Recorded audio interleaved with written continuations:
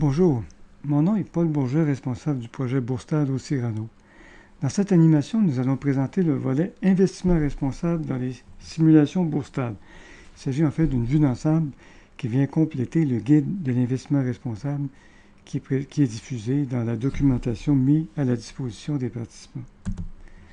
Alors, le contenu de la présentation va d'abord présenter les différentes sections du guide de l'investissement responsable. Ensuite, on abordera les concepts en investissement responsable et en développement durable, les aspects relatifs à l'investissement responsable sur la plateforme Bourstad et finalement le test de qualification du volet investissement responsable dans le concours Bourstad 2020. Alors, le guide de l'investissement responsable qu'on peut retrouver dans la documentation, section contenu pédagogique. Le titre du document, c'est Guide de l'investissement responsable 2020. Comprend plusieurs sections. D'abord, définition de l'investissement responsable, les stratégies de l'investissement responsable, une présentation des principaux jalons de l'histoire de l'investissement responsable, les risques extra-financiers, que sont les risques environnementaux, sociaux et de bonne gouvernance, et le concept de la performance ESG, comment on évalue cette performance. Une section également présentera différents spécialistes qui se préoccupent d'investissement responsable depuis plusieurs années. Deux sections ensuite tirées de recherches récentes produites par le Cyrano en matière de stratégie industrielle et développement durable. D'abord les grappes de technologie propre et l'économie circulaire. Finalement, on regardera de façon plus particulière les éléments de l'investissement responsable dans la plateforme Bourstad. Alors, tel que mentionné, le guide de l'investissement responsable 2020 inclut deux sections tirées de l'ouvrage Le développement durable à l'ère des changements climatiques, publié par le Cyrano à l'automne 2019. Notez que cet ouvrage peut être téléchargé en libre accès sur le site de l'éditeur Les Presses de l'Université Laval. Alors, si vous consultez la version PDF de la présente animation, qui se retrouve également dans la documentation, à l'endroit où vous avez probablement retrouvé cette animation vidéo. Sur le PDF, le lien est actif et vous pourrez, si vous le souhaitez, télécharger cet ouvrage fort intéressant, fort détaillé sur le développement durable. Alors, concept en investissement responsable et développement durable. D'abord, les stratégies de l'investissement responsable, le tamisage, l'actionnariat actif, l'investissement solidaire. Ensuite, les facteurs ESG, ou ce qu'on appelle également les risques extra-financiers.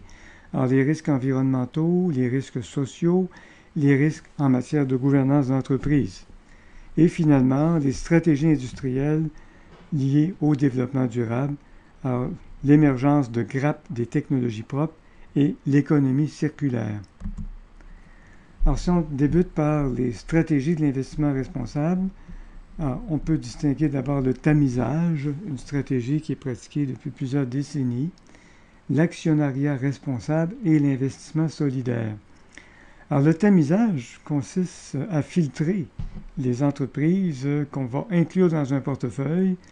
Alors, on peut le faire sur la base d'un tamisage basé sur les produits et services, où on essaie d'inclure particulièrement les technologies vertes, les transports durables, l'alimentation biologique, et on rejetterait des secteurs comme l'armement, l'énergie nucléaire, les fabricants de tabac, de cigarettes.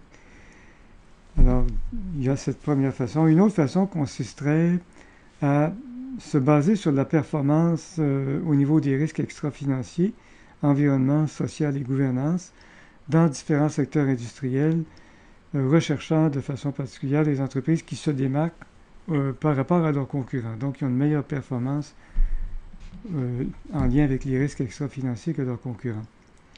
L'actionnariat responsable, c'est un travail davantage axé sur le militantisme où on va devenir actionnaire des entreprises, se présenter aux assemblées annuelles des actionnaires, soumettre des propositions d'actionnaires, entreprendre un dialogue avec les dirigeants, déposer des propositions d'actionnaires.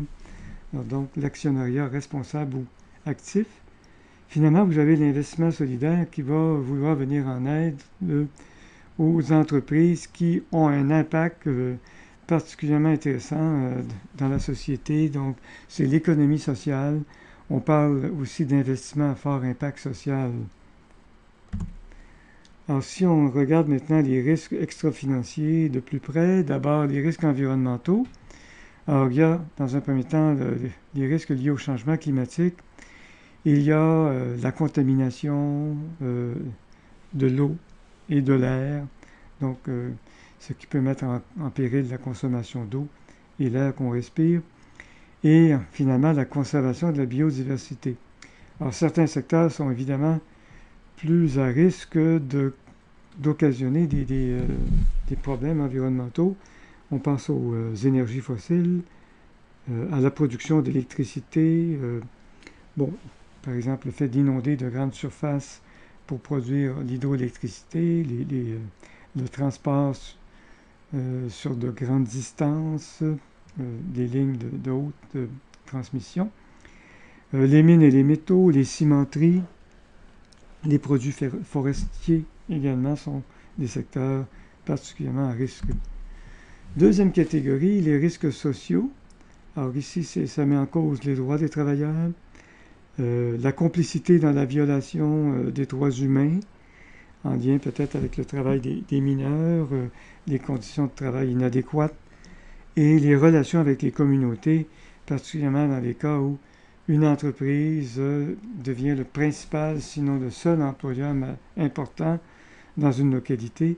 C'est souvent le cas dans des entreprises de ressources qui sont généralement situées loin des grands centres, dans des zones moins densément peuplées, où les localités deviennent souvent dépendantes d'une entreprise ou de quelques entreprises seulement. Alors, les secteurs à risque pour les droits des travailleurs, les manufactures, de vêtements, de joies, d'électronique, le pétrole et le gaz, de même que les mines, dans la complicité des droits humains, parce que fréquemment, ça met en cause des développements qui peuvent affecter, disons, certaines localités, certaines régions particulièrement au niveau des approvisionnements en eau, par exemple, ou la pollution de l'air dans ces secteurs. Et enfin, les relations avec les communautés. Là, évidemment, c'est le cas de l'importance, la grande importance qu'auront ces entreprises dans ces secteurs, dans ces municipalités. Bon, les risques en matière de gouvernance d'entreprise, les principaux risques, on peut penser à la rémunération excessive du PDG ou des hauts dirigeants. Un conseil d'administration qui serait composé en majorité de membres liés à la direction ou à la propriété de l'entreprise, de même que les paradis fiscaux. Donc, les secteurs à risque pour la rémunération excessive, ce sont les grandes entreprises, tous secteurs confondus.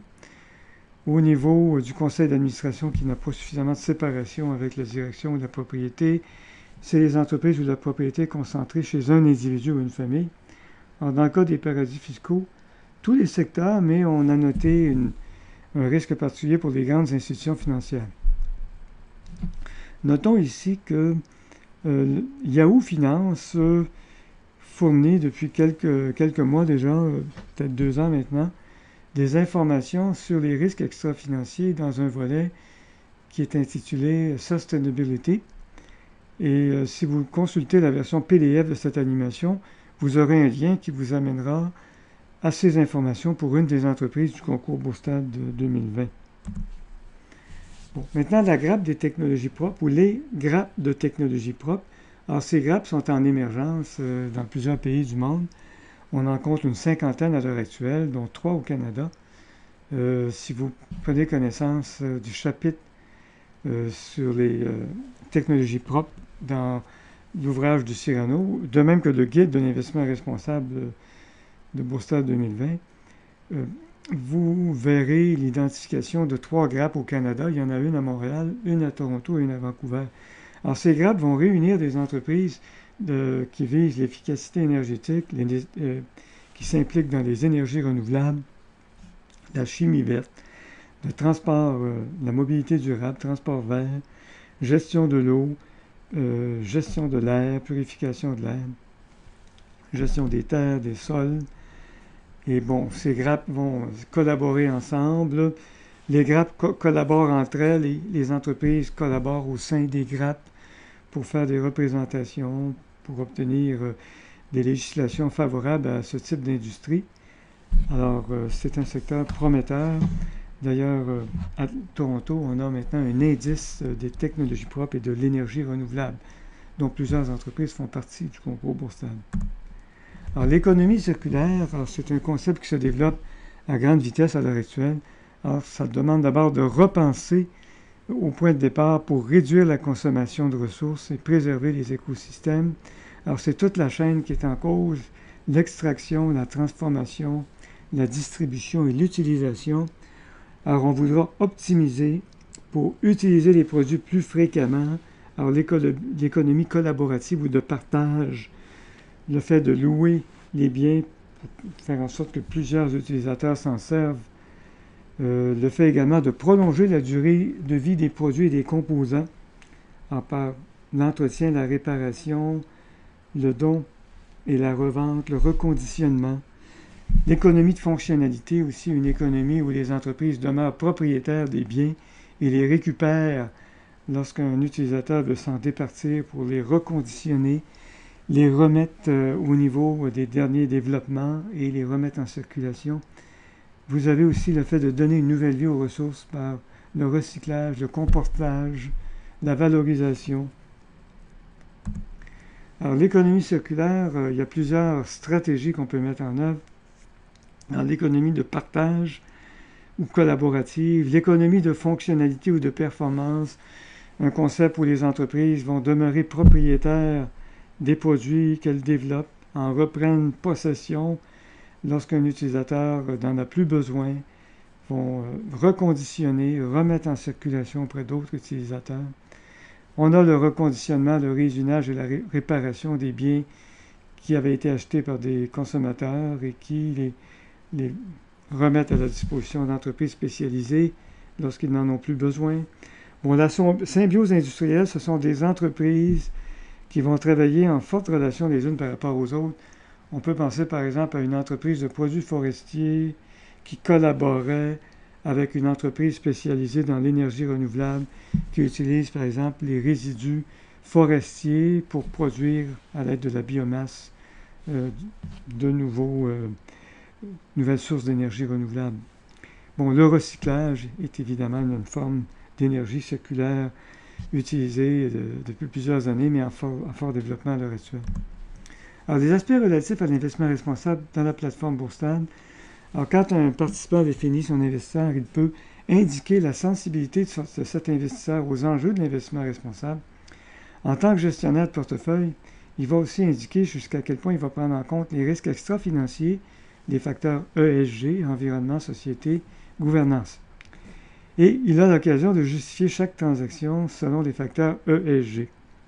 Bon, il y a plusieurs fonds et titres d'un intérêt particulier pour l'investissement responsable dans la sélection Bourstad. Alors, si on regarde d'abord les fonds, vous avez un fonds PowerShare Clean Tech, donc énergie propre. Vous avez PowerShare Wind Hill Clean Energy, un autre fonds d'énergie propre. Il y a un fonds sur la diversité dans les directions d'entreprise, Gender Diversity. Vous avez un fonds d'énergie solaire. Il y avait un fonds sur l'alimentation biologique, mais il a été retiré ces derniers jours. Notons par contre que 2 fonds additionnels sont là par rapport à ceux mentionnés, je les mentionne. Donc, fonds de leadership féminin, un fonds géré activement de BMO, et un fonds d'action mondiale sans combustible, Vision RBC. Dans les fonds RBC Vision, il y en a 2 autres qui ont été développés par un pionnier de l'investissement responsable au Canada, Michael Genzi. Alors, ils s'appellent les fonds Vision. Ils ont aussi là une perspective investissement responsable importante qui s'ajoute à ces fonds identifiés ici. Alors, comme je le mentionnais plus tôt, à la Bourse de Toronto, on a maintenant un indice de l'énergie renouvelable et des technologies propres.